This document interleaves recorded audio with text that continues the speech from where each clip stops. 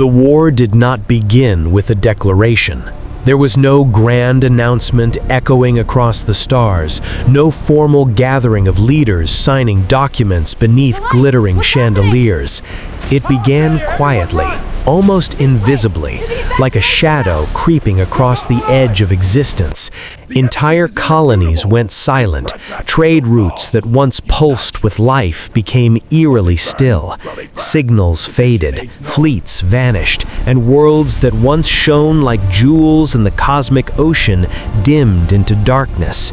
At first, the galaxy dismissed it as coincidence, then as localized conflict, then as a misunderstanding. But by the time the truth revealed itself, it was already too late. Something ancient, something merciless had awakened, and it was consuming everything. Humanity, at that time, was still considered insignificant, a young species from a relatively unremarkable corner of space, barely tolerated within the great interstellar community. They were known, yes, but not respected. Their technology lagged behind the elder civilizations. Their political structures were chaotic. Their history was riddled with war, division, and bloodshed. To the advanced races, humans were a curiosity at best, a liability at worst. They were the species that hadn't yet learned to transcend violence, the ones who still clung to primitive instincts while others had evolved beyond them. And yet, it was precisely those instincts that would one day change everything. When the first confirmed reports arrived, entire star systems wiped out without a trace. The Galactic Council hesitated. They debated, they analyzed, they sought patterns, explanations, diplomatic solutions. For thousands of years, conflict had been something they had learned to avoid, to resolve through negotiation and technological superiority. War, as humans understood it, had become an obsolete concept. The idea of total annihilation, of fighting not for territory but for survival, was alien to them. But the enemy they faced did not negotiate. They came without warning, vast, silent fleets emerging from the void itself.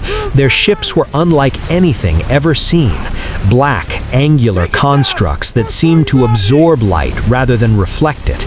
They did not broadcast signals, they did not respond to communication attempts, they did not make demands.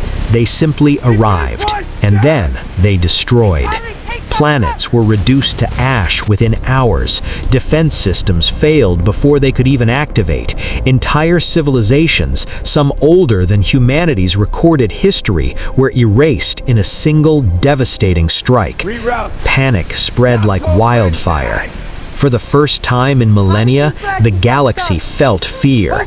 The Council mobilized what forces they could, but their fleets were designed for deterrence, not warfare. Their weapons were precise, efficient, but limited. They had forgotten how to fight an enemy that did not follow rules, that did not retreat, that did not care about losses. Every battle ended the same way, with silence. More systems fell, more lives were lost. The maps of known space began to shrink as entire regions were swallowed by the advancing darkness. And then, in desperation, someone suggested the unthinkable. Ask the humans. At first, the idea was met with disbelief, even ridicule. Humans? The same species known for internal conflict, for primitive tactics, for reckless decision-making? What could they possibly offer against an enemy that had already crushed the greatest powers in the galaxy? But desperation has a way of changing perspectives. A delegation was sent to Earth, not with authority, but with hope as thin as a thread. They expected hesitation, fear, perhaps even refusal. After all, humanity had little reason to risk everything for a galaxy that had never truly accepted them. What they received instead was something no one anticipated: silence. Not the silence of fear, but the silence of focus. Human leaders listened. They studied the data, the battle reports, the fragments of destroyed fleets. They asked questions, not about diplomacy or negotiation, but about patterns, weaknesses, timing. They wanted to know how the enemy moved, how they attacked, how they reacted. And when the briefing was complete, there was no long debate, no endless discussion. There was only a single response. We've seen this before. The galaxy did not understand what they meant, not at first, but humanity did. Because for thousands of years, humans had fought wars not against alien invaders, but against themselves. They had faced enemies who did not follow rules, who sought total destruction, who used fear as a weapon. They had learned through pain and loss that survival sometimes required doing the unthinkable. They had studied strategy not as theory, but as necessity. They had made mistakes, terrible, irreversible mistakes, and they had learned from them. Where others saw chaos, humans saw patterns. Where others saw an impossible force, humans saw a problem to be solved. And so, for the first time in galactic history, humanity was given command. The transformation was immediate. Human engineers began redesigning ships, not for elegance or efficiency, but for resilience. Armor was reinforced, redundant systems were added, weapons were modified for sustained combat rather than single strikes. Fleets were reorganized into formations that prioritized adaptability over precision. Communication protocols were rewritten to function even under total system failure. But it wasn't just the technology that changed, it was the mindset. Human commanders did not seek to avoid losses, they prepared for them. They trained their crews to operate under extreme conditions, to continue fighting even when everything around them was falling apart. They introduced strategies that shocked the other species: feints, ambushes, calculated retreats. They used deception, unpredictability, and, when necessary, sacrifice.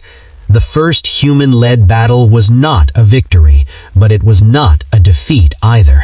For the first time since the war began, the enemy was forced to adapt. That alone was enough to change everything. Word spread quickly. The unstoppable force had been slowed. The invincible enemy had been challenged.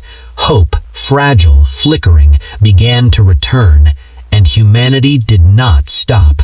They studied every encounter, every loss, every moment of contact. They learned faster than the enemy could adapt. They turned weaknesses into strengths, failures into lessons.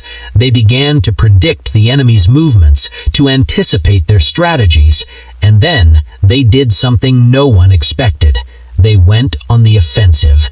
It was a risky move, one that many considered reckless, but humans understood something the others did not. If they continued to fight defensively, they would eventually be overwhelmed. Survival required initiative. It required taking the fight to the enemy, forcing them to react instead of act. The first offensive campaign was brutal. Human fleets pushed into enemy-controlled space, facing resistance like nothing they had encountered before. Ships were lost, entire squadrons were wiped out, but they did not retreat. They adapted, they regrouped, they pressed forward. And slowly, impossibly, they began to win. Each victory was small, hard-fought, but mattered. It proved that the enemy could be beaten. It showed the galaxy that survival was not only possible, it was achievable. Other species began to follow humanity's lead. They adopted their tactics, their strategies, their willingness to fight not just for victory, but for existence itself. The war that once had seemed hopeless began to shift, and at the center of it all was humanity. The species that once had been dismissed as primitive had become the galaxy's greatest asset. But the war was far from over. The enemy, realizing the growing threat, changed its approach. Its attacks became more aggressive, more coordinated. It targeted human fleets specifically, recognizing them as the key to resistance. Battles grew larger, more intense, more desperate. And yet, humanity endured.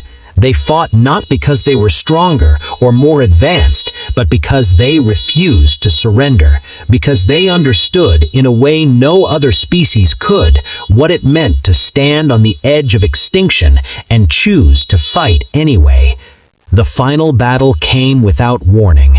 A massive enemy fleet emerged near the core systems. It was a decisive move, a final attempt to crush the remaining resistance in one overwhelming strike. The galaxy braced for the end. Humanity prepared for war. Every available ship was mobilized. Every resource was committed. There would be no retreat, no second chance. This was the moment that would decide everything. The battle that followed would be remembered for generations. It was chaos on a scale never seen before. Fleets clashed in a storm of fire and light, weapons blazing, ships colliding, entire formations collapsing and reforming in seconds.